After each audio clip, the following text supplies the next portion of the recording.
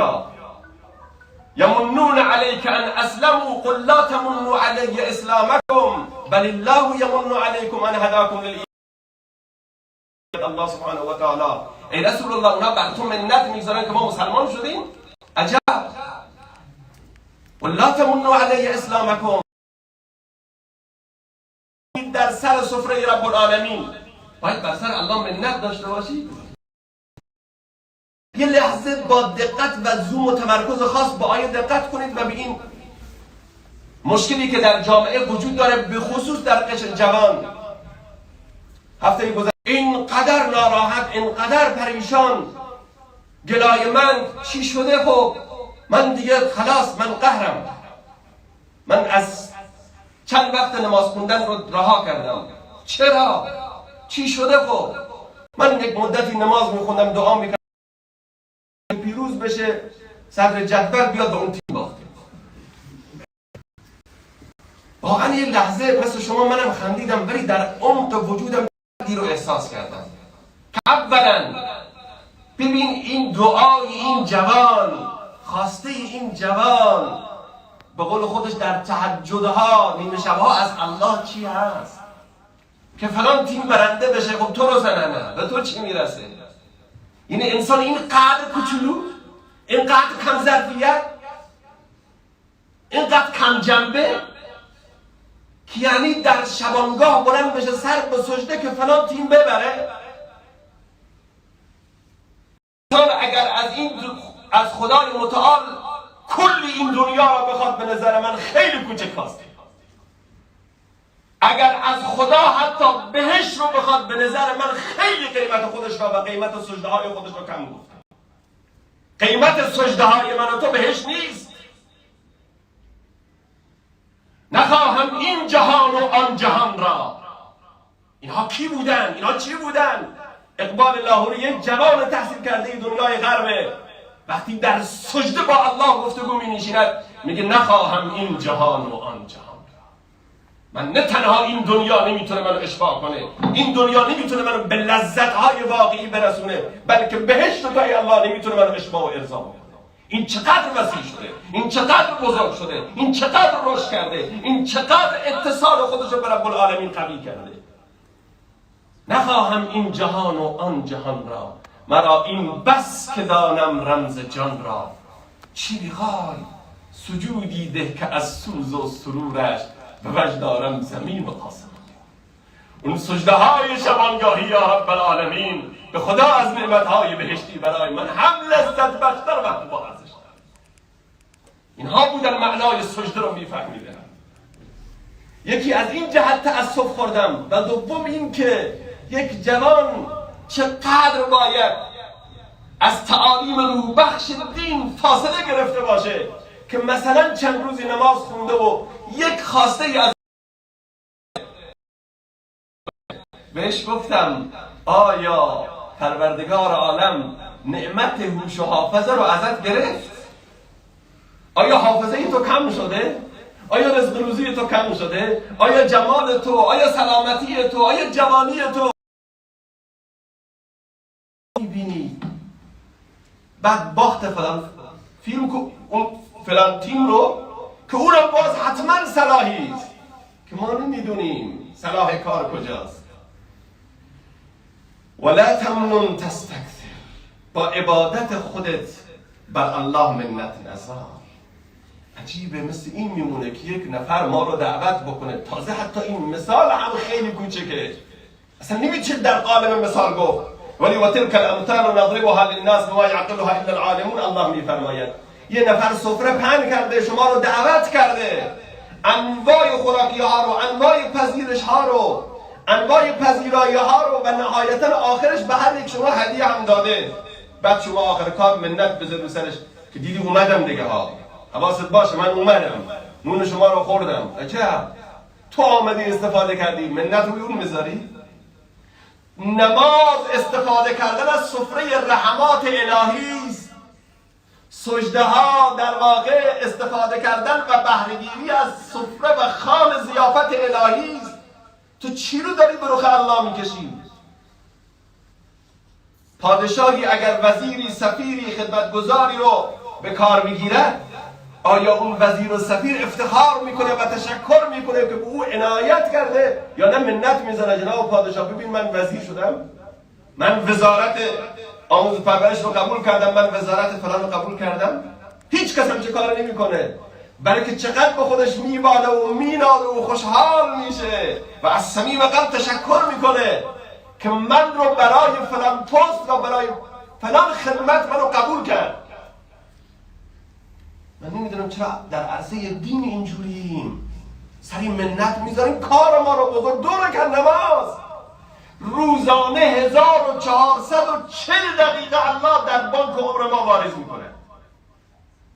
1440 دقیقه. باز تو همین سفر یه جوانی رو، البته جمعی رو دیدم اونجا، تشویقشون کردم به یک سری از مطالعه تفاسیر قرآن، خواندن قرآن. گفتن وقت نداریم. خندم گرفت، گفتم آیا این عذر جالبیه؟ روزانه 1440 دقیقه الله هر روز راه عمرتو میریزه و واریز میکنه. واقعا روز قیامت عذری داریم بگیم یا الله من نرسیدم، من فرصت نداشتم؟ 1400 دقیقه مال خودت، یعنی 40 دقیقه برای الله وقت نداریم؟ آیا هیچ عذر و بهانه‌ای وجداناً باقی میمونه؟ هر کاری میکنیم، اومدن ما امشب، نشستن من اینجا به خدا از ما نیست. رب العالمین دست تک تک من و شما رو گرفته آورده اینجا. اگر او ما رو لایق و شایسته نمیدونست، سر سفره خودش نمی آورد امشب اینجا کلام الله رو بشنویم. کم بودن انسان‌هایی که شاید تشنه‌تر از من و شما، حساستر از من و شما، مصممتر، با عزمی جزمتر، اما جا موندن. ما بایستی شکر الله رو بکنیم بر توفیقاتش، مخصوصا توفیق عبادت، توفیق بندگی، توفیق سجده. حدیث صحیح بخاری رو بارها شنیدید. ام المؤمنین عایشه رضی الله عنها راوی حدیث است که میفرماید رسول الله صلی الله علیه و سلم کان یقوم من اللیل حتی تتفطر قدما. رسول الله صلی الله علیه و سلم شبها رو چنان به عبادت میپرداخت که پاهاش ترک برمیداشت. تتفطر یعنی ترک برداشتن. من دیگه دلم سوخت، یه لحظه اون حس مهربانی و غمخواری رو گل کرد. فقلت لما تصنع یا رسول الله، چرا این کار با خودت میکنی؟ چرا اینقدر خودت اذیت میکنی؟ تو که مغفوری، تو که بخشیده شده ای، تو که اصلا معصومی. قال یا عایشه افلا اكون عبدا شکورا، آیا من بنده شکرگزار الله نباشم؟ من شکر این نعمت رو چگونه به جا بیارم؟ اون رهبر ماست بعد از خدا بزرگ توی قصه مختصر، آن محمد که احمدش خوانند. در زمین و آسمان محمد و احمد است، اما شبها تا صبح نمیخوابه و بعد منتی هم ندارد. میگه افلا اکون عبدا شکورا. ابراهیم علیه السلام اون همه در راه الله مصیبت دید، آزمایش شد که شما قصه رو بارها شنیدید. وقتی میاد خانه کعبه رو میسازد، بهترین خانه بر روی زمین در بهترین بقعه و مکان، بعد از اون نمیگه که خدایا ساختیمش دیگه حالا لذت ببر. دست بلند میکنه ربنا تقبل منا انک انت السمیع العلیم. الله این کارو ما کردیم، قبولیت با توه. دین 2 تا بخش داره، یه بخشش عبودیته، بندگی کردنه، خدا رو عبادت کردنه، و بخش دیگرش و مهمش عجز در بندگی است. این که انسان عجز داشته باشه، فروتن باشه، خودش رو بزرگ نبینه. ایاک نعبد و ایاک نستعین. این 2 بخش دیگه است. ایاک نعبد، ای الله من در مسجد عبادت میکنم، در خونه هم عبادت میکنم. با همسرم برخورد خوب دارم عبادته، با فرزندانم اونها رو درست تربیت میکنم عبادته، با همسایم، با کارفرمام، با کارگرم، با رانندم، با استادم، با شاگردم، این یه بخشه. اما بخش دوم ایاک نستعین، فروتنی، عجز، بندگی، درماندگی، این مهم است. به همین خاطر در احادیث وارد شده که آن حضرت صلی الله علیه و سلم بعد از نماز استغفار میکرد. این معناش چیه؟ مگه ما در نماز گناهی انجام دادیم؟ بعد از نماز چرا استغفار میکنیم؟ این همان درماندگی است، این همان عجزه که الله این نمازی که من خوندم، ای الله این نمازی که الان شد این توفیق تو بود. اگر در ذهن من عجبی بیاد، خودستایی بیاد، نقصی در نمازم هست، استغفر الله. جالب اینجاست بعد از هر عبادتی دستور داده شده، بعد از حج ثم افیضوا من حیث افاض الناس واستغفر الله. بعد از اینکه حج تموم میشه استغفار کنان باید برگردن. تبلیغی ها به گشت میرن، اونجا توصیه شده هنگام بازگشت استغفار کنان برگردیم. نه که ما خیلی خدا دیگه گشتم رفتم تموم شد دیگه همه احکام دین رو انجام دادم. مثل اون بنده خدای لطیفه رو تعریف میکنن که گفت که نماز میخونی؟ گفت نه. گفت که روزه میگیری؟ گفت نه. گفت حج رفتی؟ گفت نه نرفتم. گفت که سحری چی؟ سحری پا میشی؟ گفت اونقدرم کافر نیستم، سحری رو حداقل میخونم.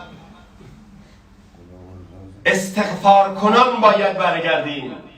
این اولین بحث است. من چون قسمت دوم و تفسیر دوم که تفسیر عبدالله ابن عباس است و امروز ما خیلی گرفتاریم، من به اون بخش برسم از این عبور میکنم. لذا عزیزان فقط آخرین نکته، هر عبادتی که الله توفیق میده به من و شما اونو بگیم الحمدلله. جمله زیبایی ابن قیم جوزی میفرماید، من این جمله رو هر زمان میگم خودم لذت میبرم، این هدیه است. میفرماید هرگاه کلام الله رو شنیدید، صدای اذان رو شنیدید، صدای تلاوت رو شنیدید، در مجلس قرآنی احساس لذت کردید، کیف کردید، از صمیم قلب بگید الحمدلله، چون هنوز در شما پروردگار عالم اون رگه های ایمان رو قرار داده، هنوز شما عشق به الله در ریشه قلوب شما نهادینه شده است. پس بگید الحمدلله.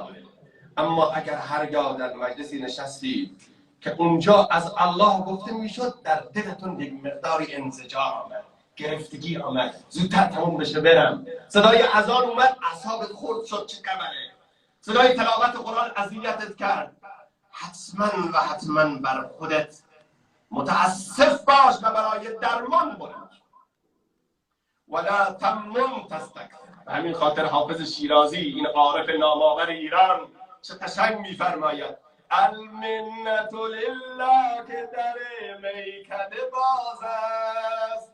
بزرگان با اصطلاحات عارفانه حرف میزنن. میکده اون جایی نیست که این شرابی که انسانها رو دیوانه و روانی میکنه، نه، این جایی که شراب عشق به الله رو مینوشانه. اینجا این میکده است. امشب ما اومدیم اینجا بیا به بزم محمد ملاقات. چه شرابی است، چه حلوایی است، حلوای تنتنایی تا نخوری نداره. المنت لله که در میکده باز است، زان رو که مرا بر در او روی نیاز است. من نیازمندونم، من محتاج اویم، اون که الله الصمده، اون که نیازی نداره. رازی که بر غیر بگفتیم نگفتیم و نگوییم، با دوست بگوییم که او محرم راز است. رازی که بر غیر نگفتیم و نگوییم، با دوست بگوییم که او محرم راز است. آمدیم با دوست نجوا کنیم، خلوت کنیم. عاشق هیچ زمان بر معشوق منت نمیذاره، بلکه لذت میبره، تشکر میکنه که برام وقت ملاقات گذاشت، لطف کردی برام وقت ملاقات گذاشت. دو، ابن عباس تفسیر می‌فرماید، امام المفسرین، که ولا تمنن تستكثر، اگر به دیگران احسانی میکنی، به برادر مسلمان، به هم نوع خودت، ولا تمنن تستكثر، منت نذار، احسان خود رو بزرگ جلوه نده که از او باز دو برابرش بکنه. تستكثر یعنی امروز بهش احسان میکنی، فردا دو برابر ازش بخوای که اگر نداد دیگه بمبارانش. نیازی نیست عزیزان. این مشکل بسیاری از زندگی ها رو با بحران و چالش مواجه کرده. گوش کنید عزیزان، میشم این بحث کجای کاریم ما؟ از صبح که بلند میشیم همه ما دنبال این هستیم که هر کاری میکنیم با نگاه مادی بهش نگاه کنیم. به هر کسی لطفی میکنیم باید انتظار داشته باشیم که اونم فردا دو چندانش رو ما بده. عجیب نیست؟ حتی کار به جایی رسیده، نه اون احسانات بزرگ رو، اگر به یه راننده‌ای جا بدیم، راه بدیم، همون لحظه توقع داریم که تشکر بکنه، یه بوگی حداقل یه گیجی بزنه. اگر نزنه میگه چه بی معرفت بود این نامرد، یک تشکر خوش بکنه. یعنی اینقدر ما ضعیفیم، آدمای کوچولو اینطوریه. دریا، خورشید هیچ زمان از تو توقع تشکر نداره. به همین خاطر الله ذوالجلال فرمود یا ایها النبی، یا ایها النبی انا ارسلناک شاهدا و مبشرا داعیا الی الله باذنه و سراجا منیرا. یا رسول الله، ما تو رو به سان خورشید دادیم، هیچگاه طلوع و غروبش از شما توقع تشکر نداره. خورشید باشید، مرگونه عمل کنیم. ما میگیم ما امت رسول صلی الله علیه و سلم هستیم، باد به قبقب میندازیم گلومون باد میکنه. امت رسول الله، ای امت رسول الله، پیامبرگونه عمل کن. نباید باشیم به خاطر الله ببخشیم. خود به خود برمیگرده. به قول مولانا، این جامعه شناس بزرگ عالم اسلامی، یه شعری داره که به نظر من خودش یه بیانیه هست، یه پارادایمه برای زندگی ها. این جهان کوه هست و فعل ما ندا. این جهان کوه هست و فعل ما صدا، سوی ما آید نداها را صدا. آقا این جهان کوه هست، وقتی تو به کوه بری بگی آفرین، اون چی میگه؟ آفرین، آفرین. نه یه بار نمیگه، چندین بار آفرین تو رو تکرار. اگر مرگ بگی هم اون چندین بار تکرار. تو نیکی میکنو در دجله انداز که ایزد در بیابانت دهد باز. ما نبایستی توقع داشته باشیم، خود الله برمیگردونه.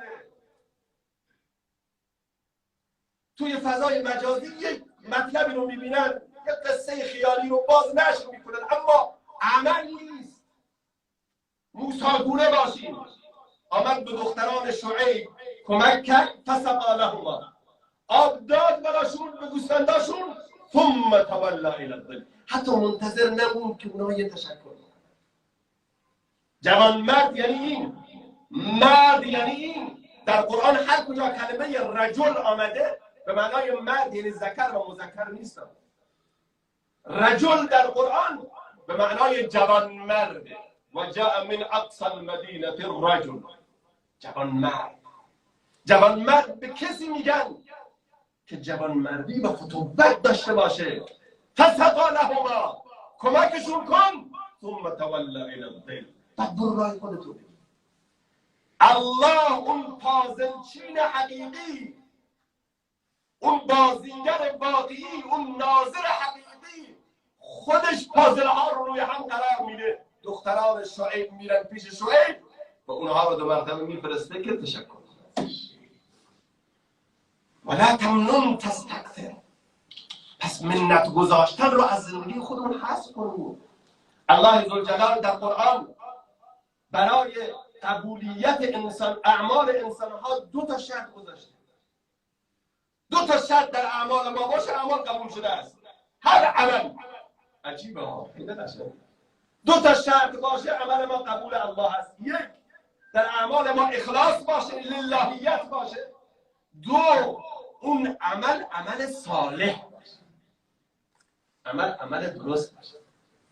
خیلی چقدر تعریف جامعی. چون بعضیا میگن ما آقا به دختر نامحرم نگاه میکنیم اما نظر بد نداریم. خب نظر بد نداریم، ما گفتیم دو تا شرط، یکی لله، برای رضای الله اون نگاه میکنیم، بعد عمل صالح باشد، پیرو سنت رسول صلی الله علیه وسلم باشه. طرف میاد تو تعزیه 1000 تا بدعت انجام میده، ما برای الله میدیم. برای الله میدی یک شرطه، اما این پیرو سنت هست، اگر نباشه اون باطل. ما جشن تولد میگیریم برای رضای الله، مولودی برای پیغمبر میگیریم صلی الله علیه وسلم، برای رضای خدا مولود خانی میکنیم. خب این بخش اول هست، لله هست، انشاءالله که باشه. اگرچه که همون هم نیست، بیشتر مسابقه و بیشتر رو کم کنی و این بر علیه اونو، بیشتر میان از چشم و گیسوار پیامبر حرف میزنن، انگار که ما اومدیم پیامبر ما اومده فقط خوشگلیش اومد، نه از سیرتش، نه از سنتهاش، نه از روش نابش، اونها خیلی کم بیان میشه. گیرم که اصلا همه اینا رعایت بشه، اما ثبوت داره.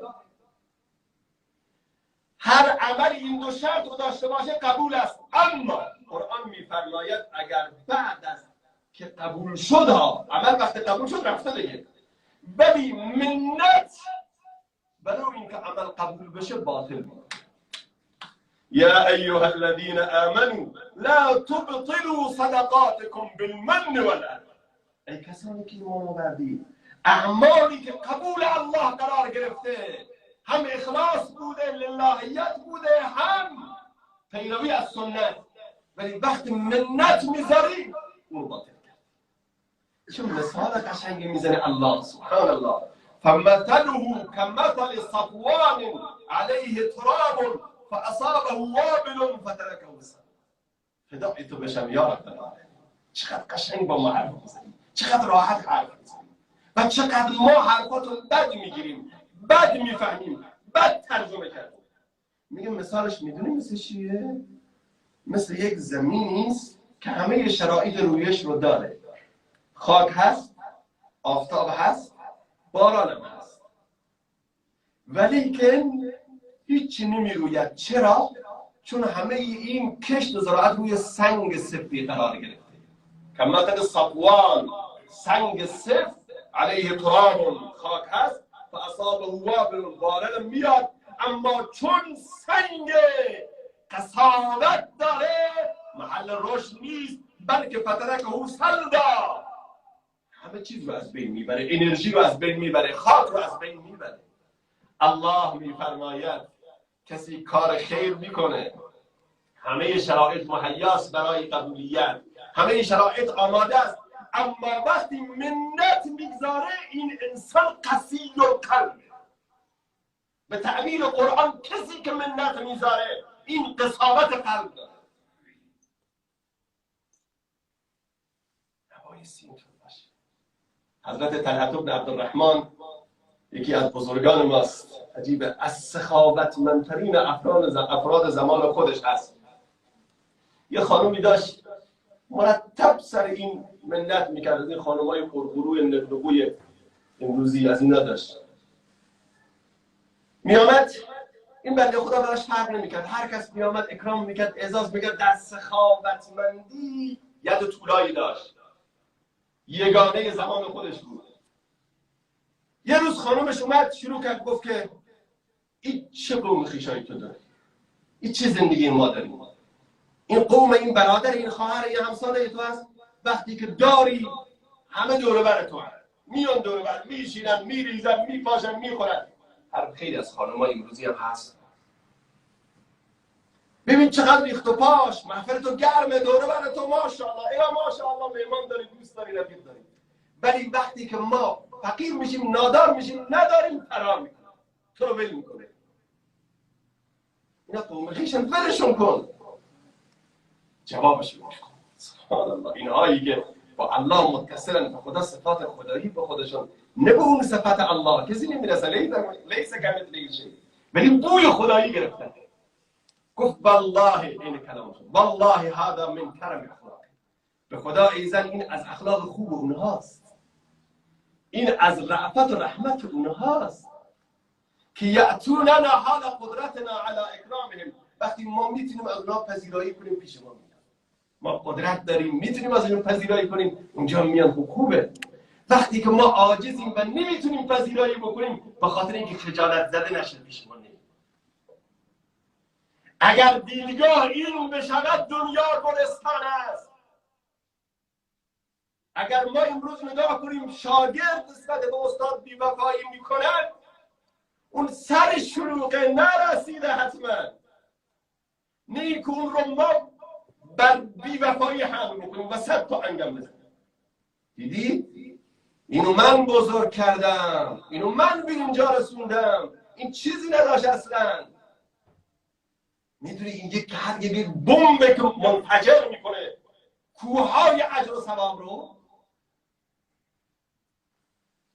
همسایه از همسایه، یا گاهن البته امروز رسم شده چون میفهمن زشت اینها به صورت تلویحی، راست نمیگن، نه مستقیم نمیگن که من تو رو به اینجا رسوندم. حالا یک سری انسان ها که همینطور هم میگن این گدایی در خانه ما بود، این چیزی نداشت اصلا. یادت هست یه استکان چایی داده، یه استکان چایی اینو ثبت کرده، یه شب شام اون رو ثبت کرده، یادش نمیره، بعد از 50 سال به رخش میاد.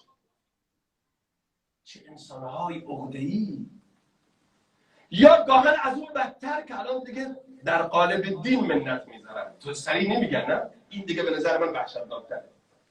میاد اینجا میخواد مثلا حالا حفظ کنه خودش رو، میگه خدا به من توفیق داد، به این آقا من خیلی کمک کردم، خیلی اینو رشد دادم، خدا به من توفیق داد. یعنی تو کاسه خدا هم میذاره، با تیر و کمان خدا هم شلیک میکنه. خیلی نامرد، خیلی نامرد. از خدا مایه نذار،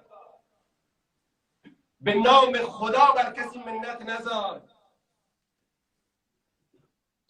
حضرت حکیم الامت طحاوی بزرگان کی بودن؟ چی بودن اینا؟ چقدر خوب میفهمیدن. حضرت حکیم الامت طحاوی داشتن سخنرانی میکردن، بهش میگن حکیم الامت، یکی از علمای بزرگ هند.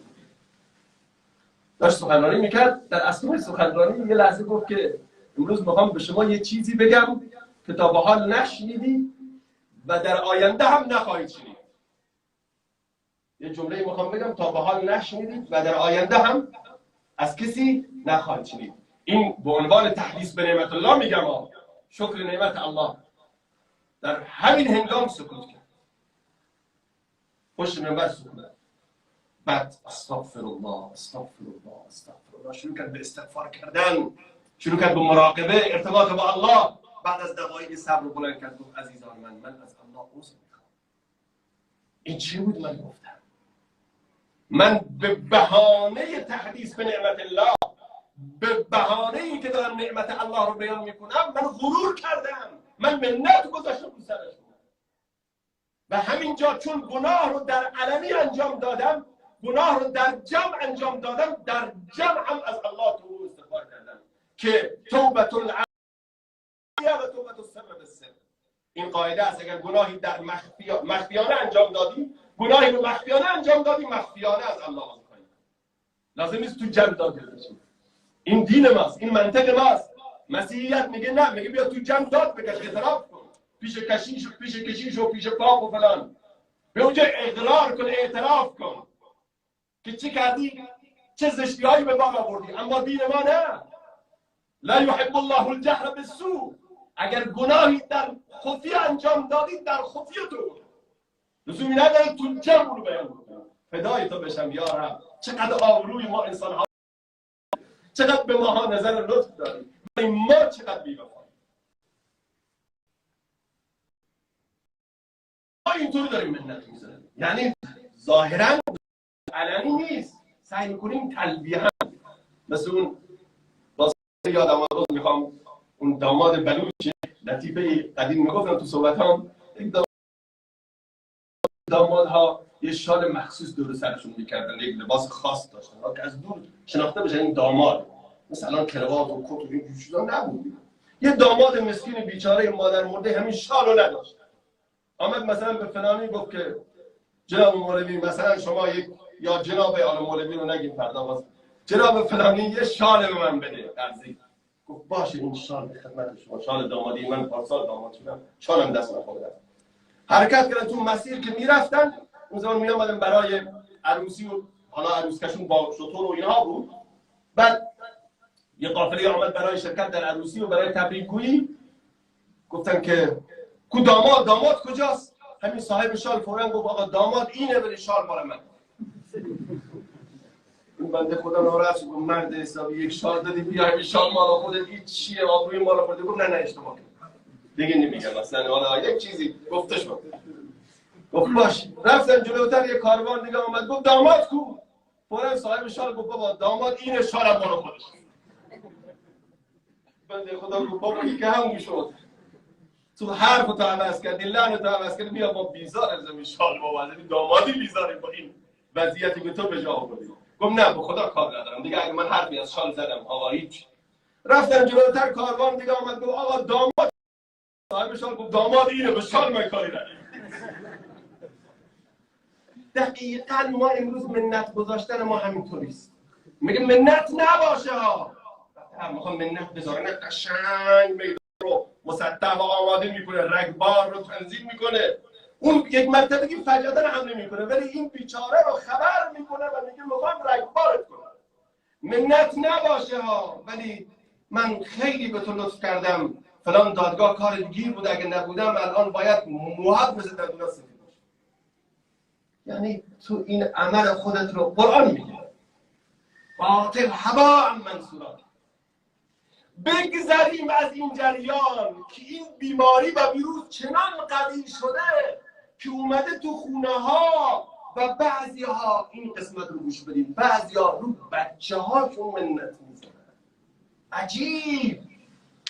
بابا بچه ها شکایت میکنن عزیز دلم، اومدن به ما شکایت کردن که پدر ما مثلا برای ما امکانات رو تهیه کرده، خونه خوب، یا نمیدونم امکانات خوب، موبایل خوب، کامپیوتر خوب، اما مرتب شب و روز تو سرمون میخوبه. ببین بچه های فلانی رو من بودم برای تو همین آماده کردم، من اینها رو برای تهیه کردم، از امکانات بهترین، از کفش لوکسترین، از لباس لاکچری‌ترین، از خونه عالی‌ترین، همه اینها رو که تو این میشی. حالا چی رو میخوای ثابت کنی؟ غیر از اینه که اینها وظیفه تو بوده، وظیفه من بوده. خب چرا به دنیا آوردی اینها رو تو که اینقدر جنبه نداشتی؟ پدر عزیزم این چه کاری داری میکنی؟ به جایی رسیده بچه گفته من حاضرم دزدی کنم اما دست پیش بابام دراز نکنیم. از خدا بترسیم. این ویروس تا کجا اومده؟ حاضر بچه بره گدایی کنه ها، نوکری یک آدم بسیار دزد و معتاد رو بکنه، اما پیش باباش نگه من چی میخوام. مادرها شیر پستانشون سر دستشونه مرتب، این همه من به تو شیر دادم، این همه من شبها رو سرت بلند شدم، که باور کنی بچه اومد گفت آقا من به همین مادرم استاد برو بگو چند کیلو شیر داده، من برم از سوپرمارکت 10 برابرش رو بخرم بیام بشم. کار رو به کجا رسوندیم که یک جوان شخصیت او رو، عزت نفس او رو، سلف استیم او رو از بین داری میبری.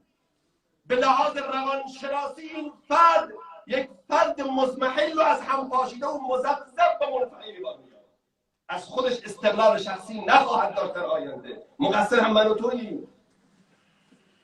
هر چیزی که نباید تو سرش بکوبیم، مخصوصا دختران رو، مخصوصا مواظب دختران باشید. دختر یک موجود عاطفی است، یک موجود احساسی است. الله اون رو سرشار از عاطفه آفریده. منت نذار. دلیل اینکه خیلی از دختران ما در سنین نوجوانی امروز با آغوش نامحرم میرن، تو فضای مجازی دلبسته میشن، وابسته میشن، از راه به در میشن، دلیلش این زخم زبون هاست، دلیلش این منت گذاشتن هاست، این تو سر کوبیدن هاست.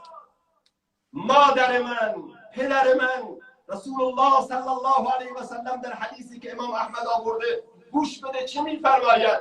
من ولدت له ابنه، کسی که خداوندش یه دختر بده این دختر رو توهین نکنه، ولم یهنها، توهینش نکنه، شخصیتش رو خرد نکنه، اونو سرزنش نکنه، ولم یؤثر ولده علیها، پسرش رو بر او ترجیح نده، بچهش رو سر او نکوبد، ادخله الله بها الجنه، این دختر ویزای بهشت پدر مادر خواهد شد. با ویزای بهشتت اینطور برخورد میکنی؟ و در حدیث دیگری میفرماید من عال جاریتین او ثلاثا، کسی که 2 تا دختر یا 3 تا دختر رو سرپرستی بکنه، پدر و مادری بکنه بر اونها، حتی یبین، تا اینکه این دختر به سن ازدواج برسه، به سن استقلال برسه، ازدواج کنه، گوش بده، کنت انا و هو فی الجنة کهاتین، این پدر و مادر روز قیامت با من رسول صلی الله علیه و سلم اینجوری مشهور میشه، کنار من محمد صلی الله علیه و سلم مشهور میشه. امروز رفتار ما با دختران ما چگونه است؟ چرا دختران از خونه فرار میکنن؟ چرا فضای خانه رو برای فرزندان دختر و پسر ناامن میکنیم؟ چرا اینقدر غر میزنی؟ چرا این همه نق میزنی؟ عزیز دل من، اولا خرج و خوراک او، محبت تو بر او، تربیت او، اینها وظیفه تو. مگر کسی برای انجام وظیفه منت میذاره؟ ثانیا اگر امروز بچه داره اشتباه میکنه که تو داری منت میذاری، این نتیجه تربیت غلط تو بوده. من و تو اشتباه کردیم که بچه اونجوری بار اومده عموماً. و ثالثاً آیا تو میدونی که با این منت گذاشتن چه خطرات دینی و دنیوی رو برای خانواده ایجاد میکنی؟ به همین خاطر آن حضرت صلی الله علیه و سلم فرمود در حدیث صحیح که ثلاثه لا ينظر الله الیهم یوم القیامه، 3 نفر از الله روز قیامت به اینها نظر رحمت نمیکنه. عزیزان حواسمون باشه، به خدا دلم میسوزه، به خدا که ما نماز میخونیم، نماز صبح با اون سختی بلند میشیم، تهجد گاهن میخونیم، ذکر میکنیم، تلاوت میکنیم، حج میریم، علم میآموزیم، علم یاد میدیم، این همه زحمت میکشیم، اما روز قیامت که همه به دیدار الله مشرف میشن، 3 نفر رو الله به دیده رحمت نگاه نمیکنه. الله از اونها چهره برمیگردونه. الله که رحمان و رحیمه، الله به اون همه مهربانی و لطف و عطوفتش به این 3 نفر نگاه نمیکنه. العاق والدین، اولین اون کسی که پدر و مادرش او رو آخت، پدر و مادر از اون روی برگردانه. جوونا مواظب باشیم، رضایت پدر و مادر اینها ویزای نگاه کردن شما به الله است، اینها امضای نگاه الله به شما است. این امضاها رو توی دنیا بگیریم. 2 مدمن الخمر، کسی که شراب نوش، کسی که دائم به شراب علاقه داره. 3 المنان، اون کسی کار خیر میکنه و منت میزنه. این فرد روز قیامت با وجود اینکه خیر کرده ها، اما الله سبحانه و تعالی با اون نظر لطف و رحمت میکنه، از اون روی برمیگرده. نبایستی ما منت بگذاریم، یا بعضی ها روی زنشون منت میزنه. عجیبه، روی خانومش که من برای تو فلان کردم، ال کردم، بل کردم، عروسی گرفتم که شاهزاده براش نمی گرفتن، مسافرتی بردم که نمیدونم آقای نیوتن نمی برد و آقای لنین و استالین نمی برد و نمیدونم کریستیانو رونالدو خانومشون اونقدر اکرام نکرد که من تو رو اکرام کنم. خب که چی رو میخواد ثابت کنه؟ اینها لطف میاره، اینها استحکام میاره. علت بسیاری از گرایش های منفی در خانواده و فرار خانواده ها اینه. اما اسلام چه میفرماید؟ میگه برادر بهترین مالی که خرج میکنی، بهترین پولی که خرج میکنی بهترین مبلغی که مصرف میکنی اونی نیست که به مسجد میری. دین رو بفهمیم، اونی نیست که به مسجد خرج میکنی اگر چون به جای خودش درجه بسیار بالایی داره. اونی نیست که حتی به همسادت میدی. بهترین مال و پولی که خرج میکنی اونی که برای خانوادت خرج. کجا چنین دینی میتونه پیدا کنه؟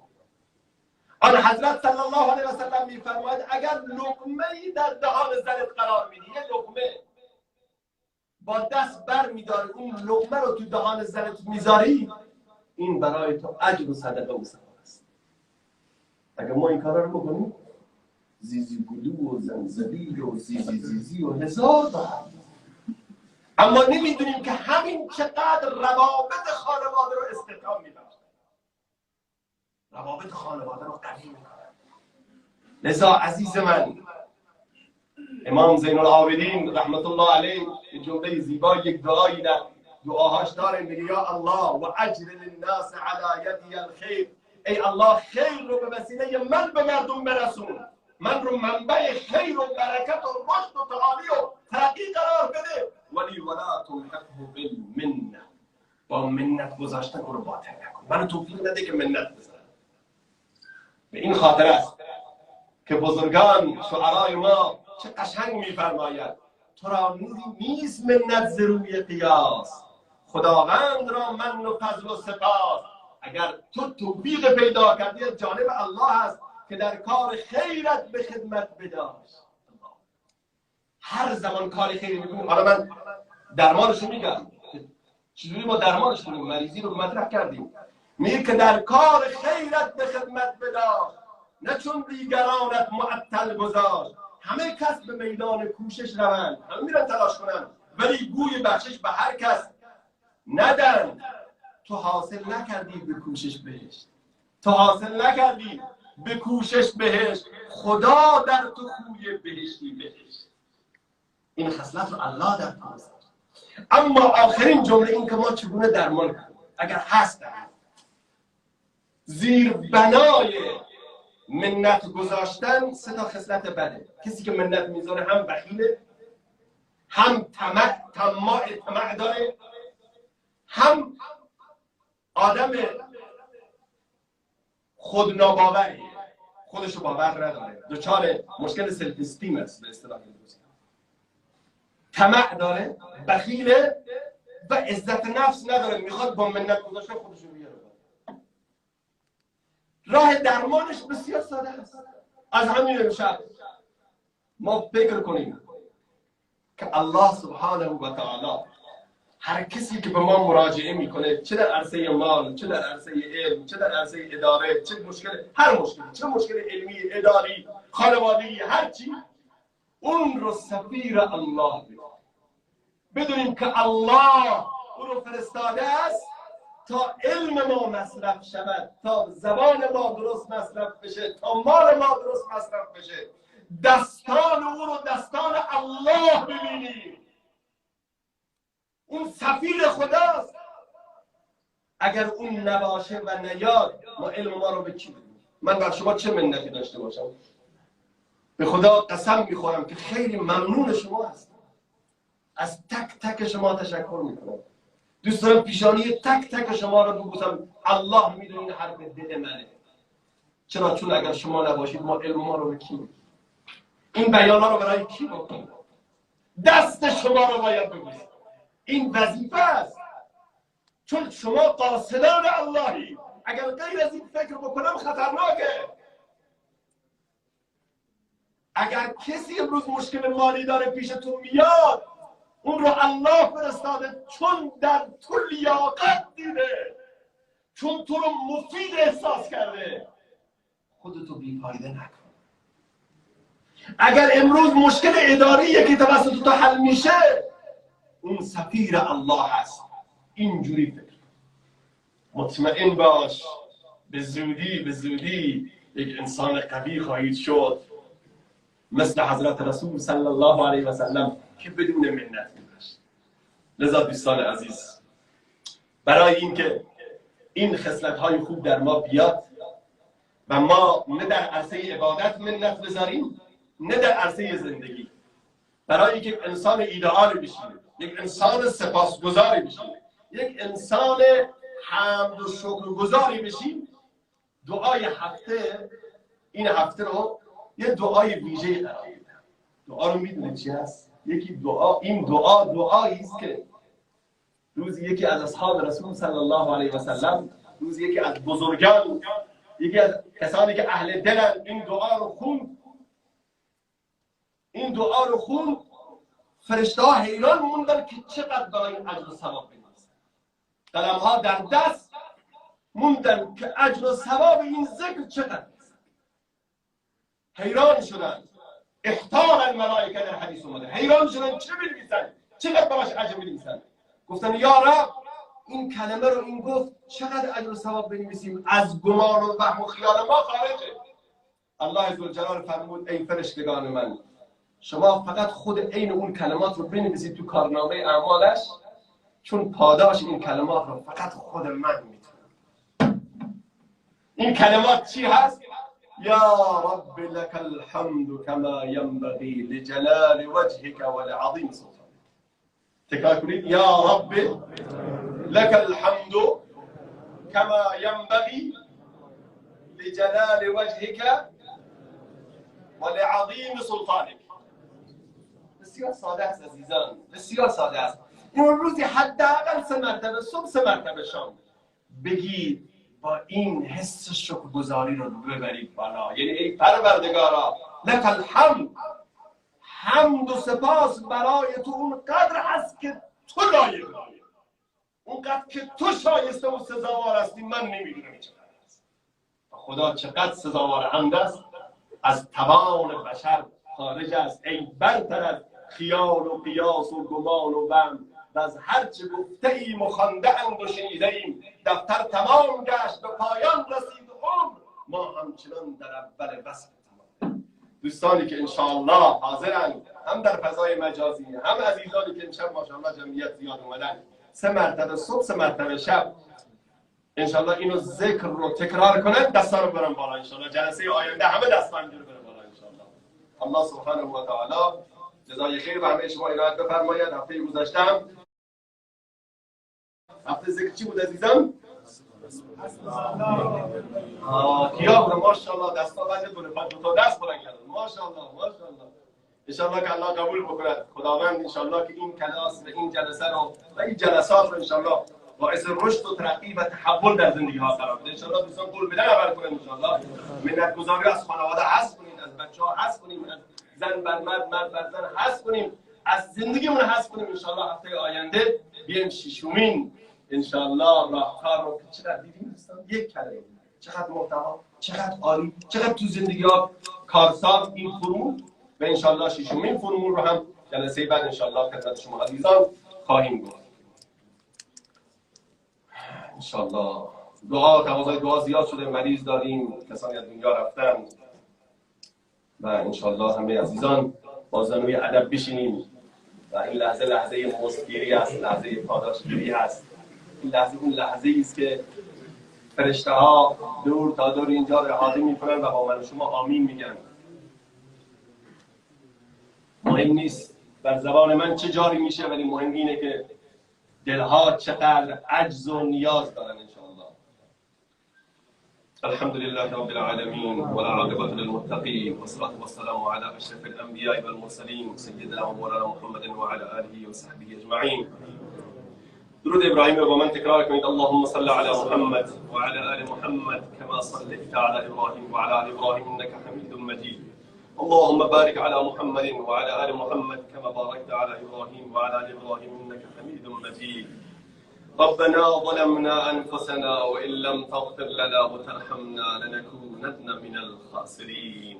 پروردگارا امشب باز گدایان کوی تو آمدن، عاشقان جمال تو، عاشقان روی تو ای الله آمدن.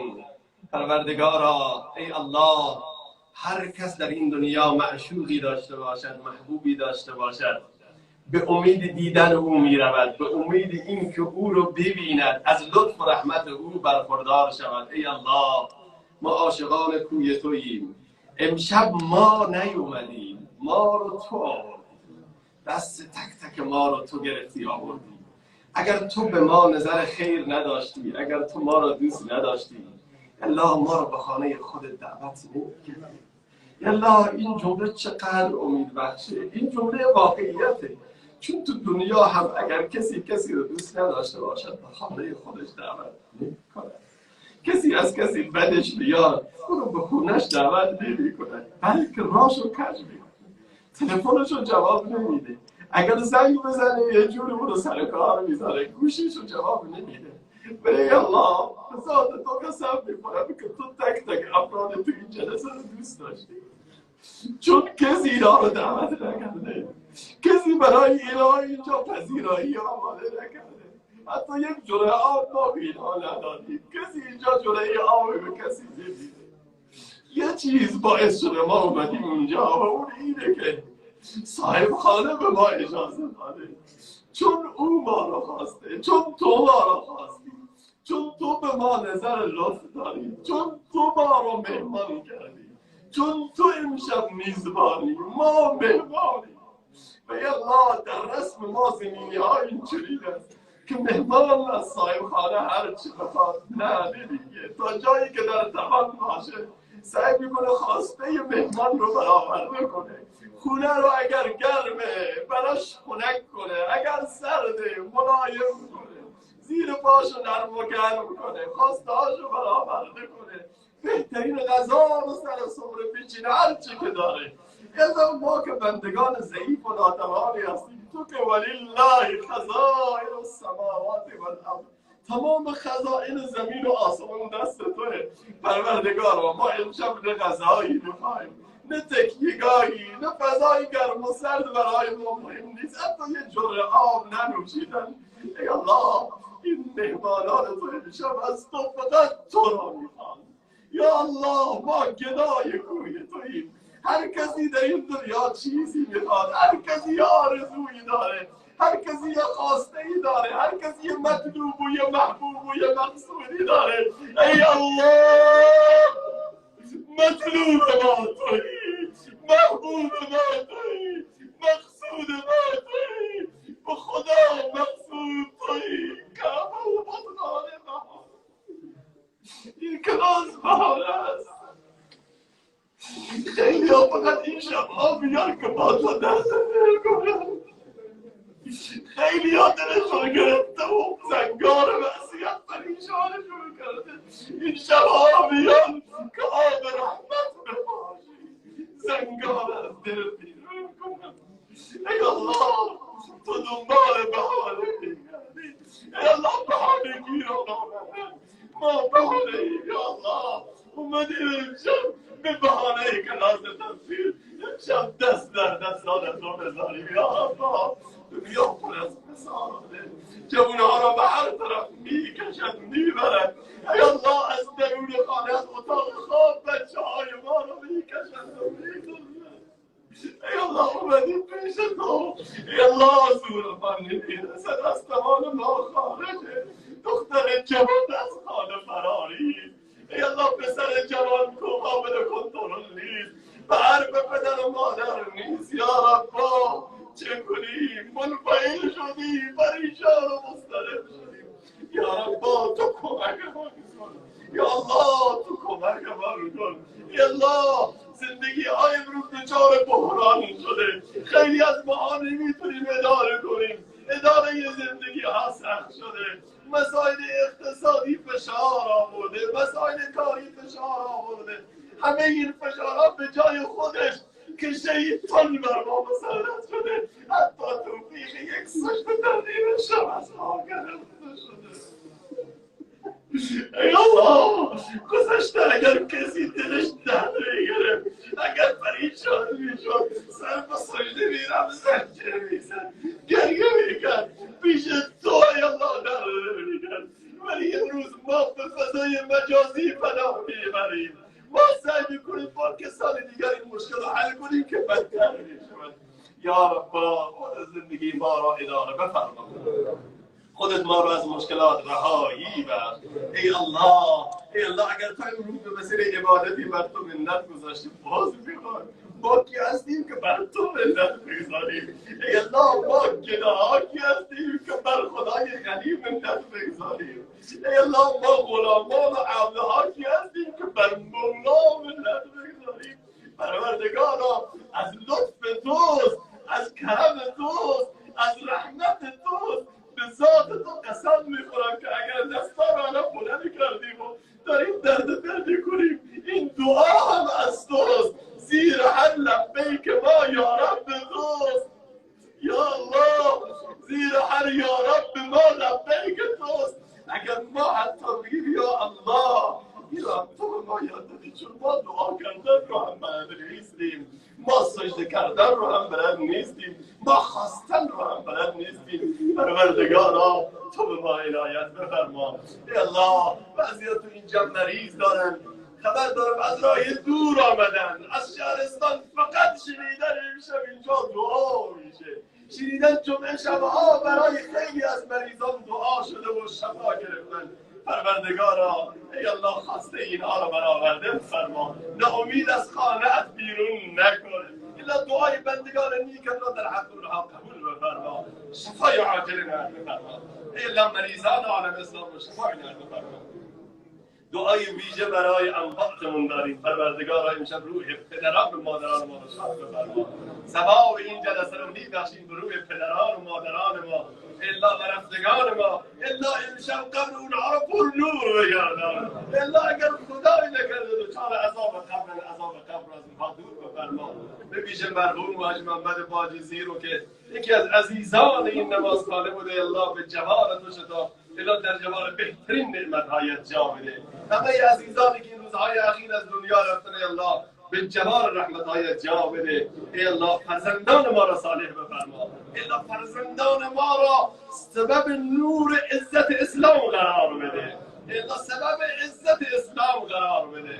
ای الله، اونهایی که اولاد ندارن اولاد صالح عنایت بفرما. اونهایی که قرض دارن قرضشون از خزائن غیب ادا بفرما. ای الله، اگر بیماری و ویروسی در ما هست، ای الله، ویروس‌های معنوی، جسمی، مادی، الله زندگی ما دور بفرما.